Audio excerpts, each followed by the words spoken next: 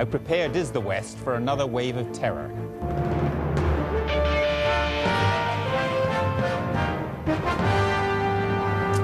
Hello, a British man killed in Pakistan was being groomed to lead an Al-Qaeda-style terrorist group in Britain. That's the claim of a senior and trusted security source who's spoken to Newsnight. The news comes as terror threat levels were raised across Europe, leading to the evacuation of the Eiffel Tower and the Paris metro network.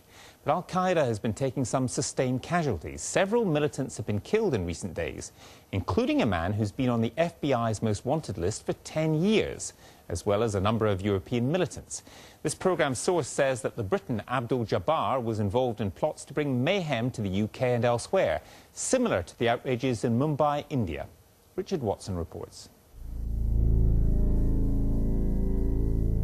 It's been an intensive month for drone attacks against targets in North Waziristan. More than 20, with more than 100 killed. Critics say that amongst them will be innocents, but it's clear that many of these strikes have hit the mark. On September the 8th, 4 drone attacks killed 4 militants in North Waziristan near the Afghan border. One of these men was named in Pakistan as Abdul Jabbar, but no other details were given. Our source has given us a much fuller picture of the events which led up to that drone attack and the threat to the UK. We're told that Abdul Jabbar had a British wife and was living in Dinar in the Jhelum district of the Punjab. 3 months ago, we're told he travelled to Amber Shagar, 40 kilometres west of Miranshah in North Waziristan. There he attended a meeting of 300 militants from the Taliban and Al-Qaeda. I was told that at the meeting Abdul Jabbar was being lined up to lead the new terrorist group which was tasked with developing plans to attack soft targets in the UK. I'm also told there was dissent at the meeting from some militants, apparently because Jabbar was relatively new to the group, and it was decided to meet again to finalise the leadership role.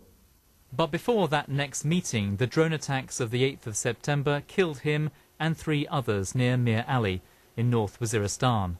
The names of the other men have been passed to Newsnight, and they include an alleged Yemeni explosives expert. The FBI say that Fard Mohammed Ahmed al-Kuzo, a 36-year-old Yemeni, was one of those who died alongside the British terror suspect. He appears on the FBI's most wanted terrorist list, after having escaped, some say deliberately released, from prison in Yemen. For the Americans, al-Kuzo was a big prize. There was a $5 million reward for information which would lead to his conviction, but this suspect was never to see a court of law. The drone attack saw to that. Al-Kuzo was a key member of Al-Qaeda's operations in Yemen, connected to the USS Cole. He continued to remain very prominent within Al-Qaeda operations in the Horn of Africa, and was actually then operating inside Pakistan to help rejuvenate the group, primarily because it's been so dormant over the last few years, and certainly he was being identified as one of Al-Qaeda's future leaders. The FBI say he was wanted in connection with murdering American nationals in the terrorist attack against the USS Cole warship in 2000. 17 sailors were killed. He was later assessed to be the key man behind the creation of a new group, Al-Qaeda in the Arabian Peninsula. He linked that movement to the old Al-Qaeda leadership on the Afghanistan-Pakistan border. All the talk now is of a commando attack modelled on Mumbai in 2008, when 10 trained gunmen using automatic weapons murdered 167 people over several days.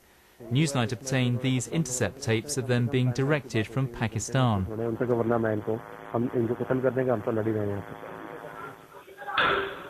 Today, security and intelligence sources stress that the various European investigations underway may not be linked, though they did indicate there may be evidence of Mumbai-style attack planning, but at a very early stage. Nevertheless, it's clear assessments are changing. Recent intelligence seems to be indicating that it's gone even beyond the aspirational stage for some groups, and it's in the planning stage. And so, of course, until such a time as the government's able to get a handle on the people that are looking at it, it will be considered a very, very serious threat. So how vulnerable is the UK? Our police forces are largely unarmed, and our cities abound with soft targets. Upping security would bring urban centres to a halt. If terrorists were to get hold of automatic weapons, especially things like AK-47s, they could wreak havoc. If a group of heavily armed attackers turn up at a soft target in the UK, one obviously will get armed officers to the scene, but there is a danger they could be outgunned. And I wouldn't disagree with that, actually. You know, police officers facing armed robbers, armed criminality is very different to facing a terrorist scenario.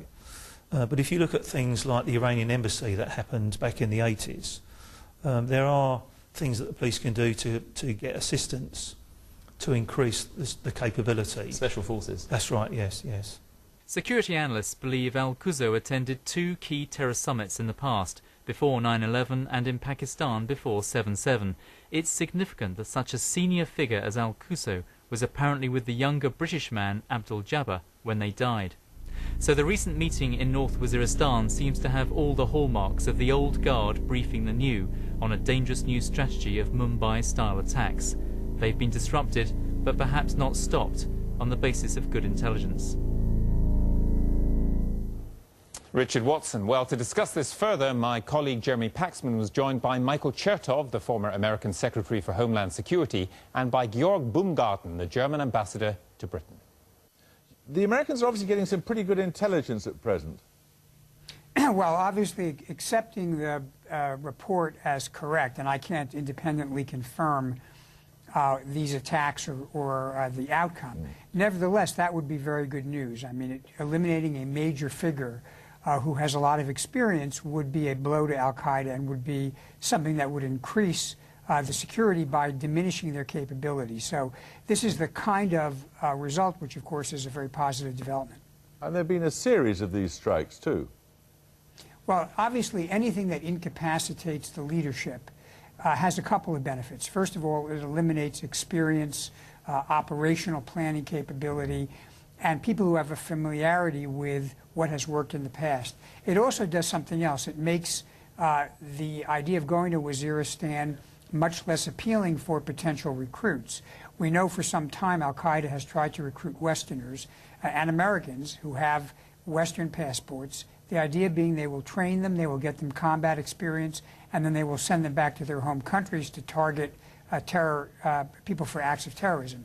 So anything we can do to drive down that appeal is going to be a positive development. Can you help us at all with these reports of increasing threats to European states? Well, again, much of this is obviously highly classified and therefore has not been made public. But reading between the lines and based on my experience, it appears that there are multiple sources of information that, taken together, are probably quite concrete and credible, that point to an attack or a series of attacks in Europe. What I think is lacking is any specific detail about what the target is. And that's why the kinds of warnings you've heard tend to be general. They're not focused on a particular city or a particular country, but they're looking at a number of countries. And so the dilemma for the authorities is there's indication that there is something that is dangerous and pretty well advanced perhaps, but there's no clarity about what the actual target may be. Now, Ambassador, some of these reports recently suggest that this latest drone strike killed 8 people of German nationality. What can you tell us about that? Lamentably, we don't yet have any confirmation on what it is. I heard about 4 people today in the press, but we have no final confirmation. It could be possible, but we don't really know. And what is the German assessment of the terror threat at present? We would say there is all good reasons for alarm. There are no reasons for alarmism. The difference is just what Mr. Chertoff said.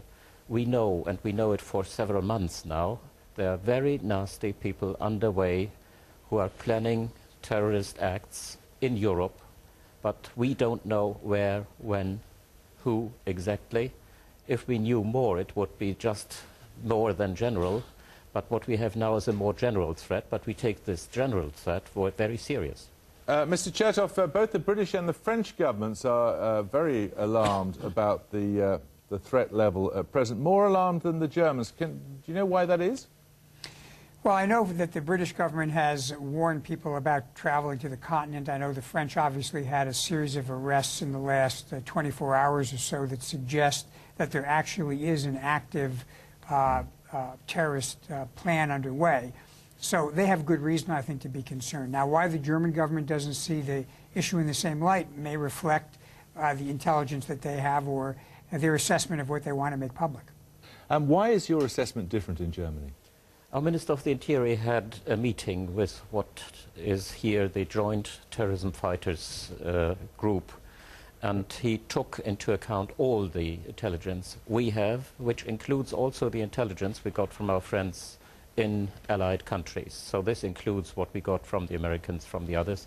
I can't go any further into these intelligence affairs, but the assessment of the intelligence was that it is a real general threat. But, as I said, since there is no when, where exactly, we don't have a concrete threat in the sense that we could say, we warn you to go to this place or to the other place. Do you know how many German nationals have gone out to these training bases? We certainly don't know exactly, but we have an estimate that it could be round about 100, just a bit more maybe. So it's less than going out of Britain, but this certainly is very logical because we don't have a very big It's a very large community. number of people. Yes, we don't have a very big community, but dangerous enough. Okay, Ambassador, thank you 100 very is much. 100 too much. Sure. Ambassador, thank you. Jeremy Paxman asking the question. Western security officials confirmed that a campaign of American missile strikes by unmanned drones in Pakistan was an attempt to disrupt a plot to attack Europe. On Monday, 5 German nationals were killed by one of the drones. Later, there were arrests in France, which may also be linked to a plot. Our security correspondent, Gordon Carrera, reports.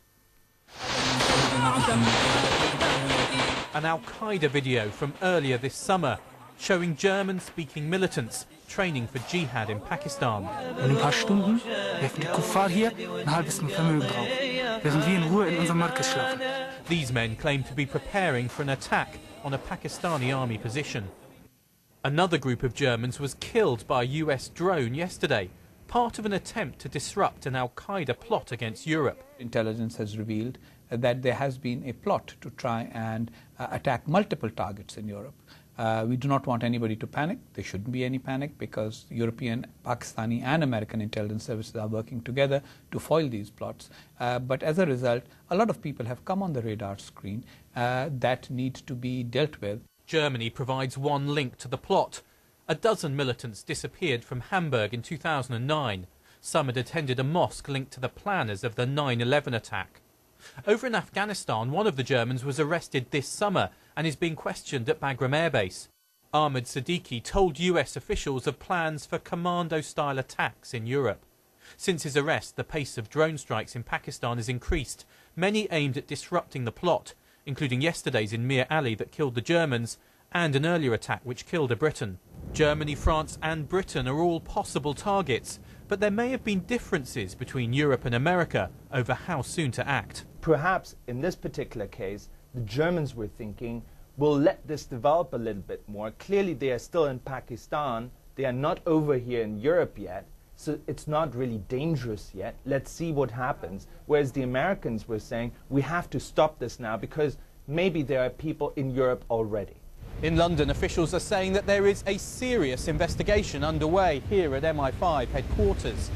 But while the intelligence was credible, officials are saying it wasn't specific and that it didn't necessarily imply an imminent threat. Today, France moved against 2 jihadist networks, one possibly linked to the current threat. The hope is that the plot has been disrupted, but no one can be sure. Gordon Carrera, BBC News.